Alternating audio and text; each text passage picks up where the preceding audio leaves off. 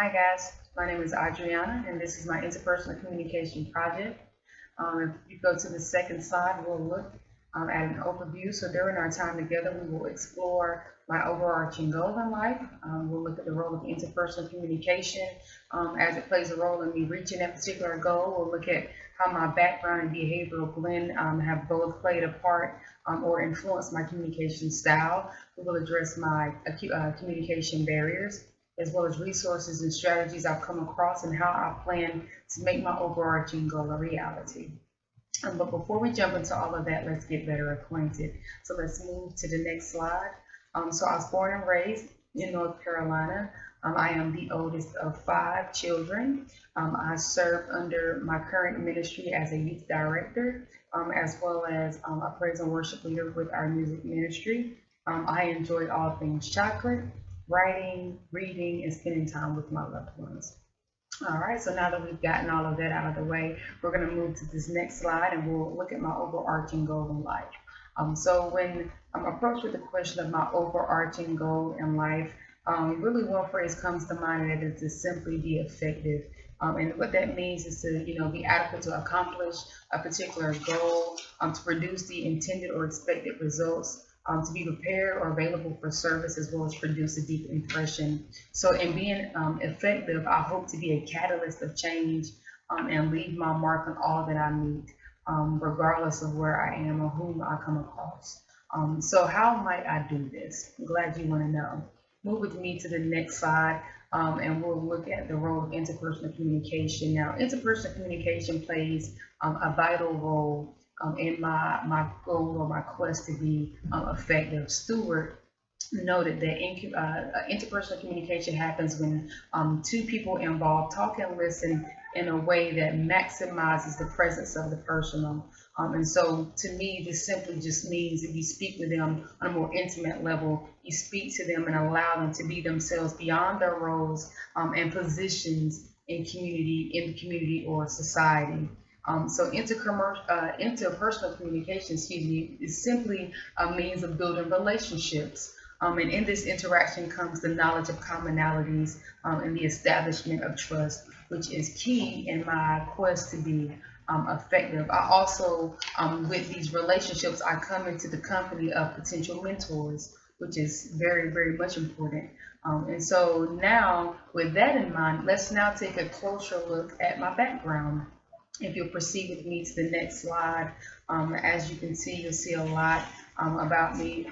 Growing up in a single parent home, I watched as a child my mother make a lot of sacrifices for myself and my sisters. So as a child, I developed a sense of independence, found that to be something very important, in which I carried on with me. I later realized that this led to me wanting to be a perfectionist, so to speak, and later realized that this particular attitude came forth out of my need to prove myself.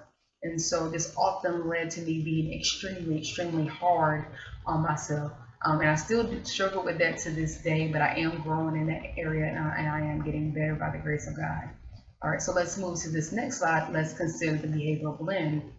Now, through the Uniquely You assessment we took at the beginning of this course, I was identified with a behavioral blend of CS or SC. And so Carbonet characterizes individuals in this particular behavioral blend as striving to complete tasks better than others, as being hard on themselves, having more of a methodical and caring work ethic, and being too concerned with what others may think or feel. And so if you consider listening to what I just said, considering the characterizations in my background, you'll see a parallel or correlation between the two. And so now you may be wondering, now that we have this, how might the two influence my communication style?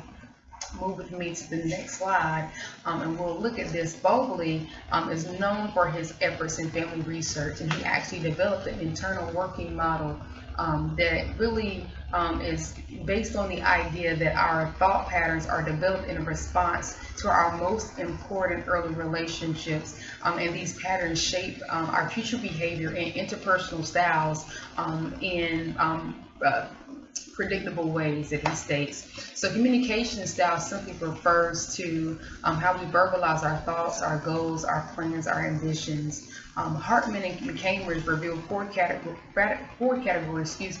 of communication style and dimensions, and four different dimensions within those categories. And based off of my background in behavioral blends, my communication style is marked as being one of an analytical. And so with this particular background, they're not really assertive. They stay more in the background. They can be indecisive, which is very much the case with me. So my behavioral blend and background have played a major impact on my communication. So on a positive note, I've noticed two main things: that I always look for an opportunity to encourage someone else. And the second thing is that I look to speak as one who has understanding, so that I might build credibility with whomever is listening. A negative thing or challenge, things I need to work on, is that my desire for things to be done correctly and to be done in excellence. Sometimes when that's not done, my tone reflects that, and it's reflecting that of disappointment. Secondly, I'm not always open-minded to things that don't necessarily appeal to my logic. So again, those are a couple of negatives, some areas I'm looking to grow in, but by the grace of God, I will get past those. And so this leads me next to communication barriers. So follow with me to the next slide. The most significant communication barriers and challenges that I've discovered in my interpersonal communication context for this course includes emotions. Peterson talks about the flat brain theory of emotions, addressing how our emotions affect our thoughts, which often leads to this flat brain syndrome. And I've experienced this, got hit with a thud, my heart hardens, my brain goes flat, and with overwhelming stomach function, sometimes my mouth goes into overdrive. And as a result, I found myself often, more times than I would wish to admit, I found myself in that particular flat brain tango. And so a second thing is ineffective listening. Madeline Burley Allen noted that effective listeners reduce their emotional levels so they can think through things. And so she also gave us 3 different levels of listening. Level 1, empathetic listening. Level 2 is that you're hearing words but not really listening. Third thing was listening in spurts. And after an honest examination, I know that I am a level 2 listener, and so that has been a communication barrier. The third thing would be trust, and really that just translates over into self-disclosure. And so as you can tell from or you can read on the slide how Stewart defines self-disclosure, and really self-disclosure requires a level of vulnerability that does make me uncomfortable. And one of the impacts of self-disclosure comes after common goals are identified. And so with that being a communication barrier, that can sometimes hinder my relationship. So these are 3 key areas that I've come to discover during this course. So now that we've looked at that, let's consider the resources and strategies. If you will move with me to the next slide. The main resources for me have been the course text with Peterson, so Why Don't We Listen Better, being key in this course for me. The listening techniques have been key. As far as strategies are concerned, I've also found his talker listener card to be very effective and very useful in our communication. So now that we've considered the resources and strategies, let's look at the action plan. Action plan is simple. I look for opportunities to be in the presence of those from whom I can glean and learn from. I will establish an accountability team. I look to do better in the area of self-discipline. I will no longer allow fear to keep me from stepping out of my comfort zone. I will look to continue for learning opportunities, and I will seek out a mentor. So those are some of the ways that I look to establish my goal to be effective. Move with me to this next slide, and you'll see a very key quote from Stewart, who talks about communication and how conversation and relationships kind of come forth out of that. And here we see that relationship is the conversation. If you would move with me to the next slide, just to conclude, this quote really emphasizes the importance of interpersonal communication in developing relationships and the fruits that come forth out of it.